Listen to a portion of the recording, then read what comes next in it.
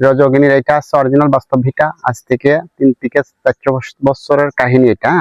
কিন্তু রজকিনী বাস্তব ভিটা এটা। রজকিনী এই যে একটা জলি আছে না, এই জলি দিয়ে রজকিনী যাইতো ওই যে ওই বড় দোয়াটা, ওইখানে কাপড় কাচতে যেত। ওইখানে চণ্ডীদাসের যে এখানে ভিটাটা দেখলাম ওটা যাইতো। যার পরে রজকিনীর ভিটাটা আছে আপনার এই, দেখেন এই দেখেন ইট। আমি ওইখানে যে ইটটা দেখাইছি এইখানে সেই ইটটা আছে, আপনারা দেখালে আপনি বুঝবেন। এই দেখেন, দেখেছেন ইটের একই মডেল, দেখেছেন লাভ ইট দেখছেন।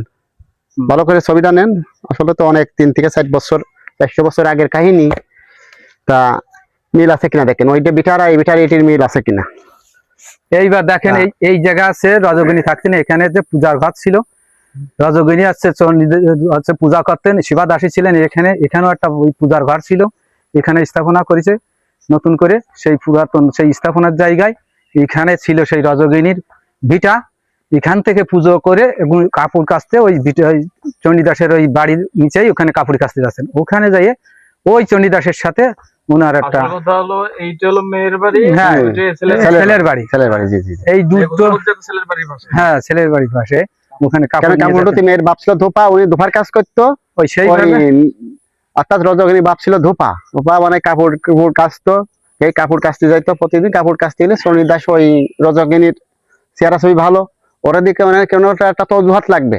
সেই অজুহাতের সাথে কথা বলবে কি করে, কেন একটা বর্ষি পাইতে মানে পানি হলো বেশি থাকবে এবং শুকনো জায়গা বেশি থাকবে। তাই এরকম বর্ষি বাতি বাতি বাতি বাতি দীর্ঘ 12টা বছর মাছ ধরার অজুহাতে 12টা বছর একাধারে বর্ষি বাঁধার পরে 12 বছর পরে তাই যে কি দাস মশাই মাছ টাছ কি ধরে, তখন বলতেছে চণ্ডীদাস বলতেছে যে হ্যাঁ আজকে 12 বছর পরে অ্যাক্টিভ দিন। তখনের থেকে ওদের ওই প্রেম কাহিনীটা শুরু হলো।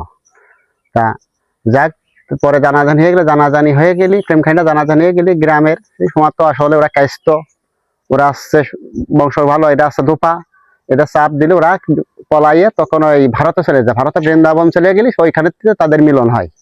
ঠিক আছে, ওইখানে তাদের মিলন হয়। ওরা আর ফেরত আসেনি, কিন্তু কমর প্রেম কাহিনীটা থেকে গেছে। এই দেখার জন্য গবেষণা করে অল বাংলাদেশের ভিতরে পাইছে কিছু করে এই জায়গাটাই পাইছে। সরকার কোনো উদ্যোগ নিল না। আমাদের গ্রামবাসীর দাবি, তার দেশ নাই তারেক রহমানের কাছে আমাদের এই জায়গাটা বিভিন্ন দেশের থেকে লোক আসে দেখার জন্য, কিন্তু আসে কিচ্ছুই পায় না। আমাদের মনের কষ্ট যে এখানে এত বড় একটা ইতিহাসের জায়গা বাংলাদেশে আর কোথাও নাই। এই জায়গাটাই সেই ইতিহাসের জায়গা, অমর প্রেম কাহিনী রজকিনী চণ্ডীদাসের। আমরা চাচ্ছি সরকার যাতে এখানে ঘাট এবং স্মৃতি করিয়ে দেওয়ার জন্য যাতে উদ্যোগ নেয়। এই আছে আমাদের এলাকাবাসীর দাবি, যাতে সরকার পক্ষ আমাদের এখানে উন্নয়ন করে, কিছু পর্যটক স্মৃতি করে দেয়, দেশ বিদেশের লোক এসে যাতে দেখে তারা না অনুভব করে যে না এই সেই জায়গা।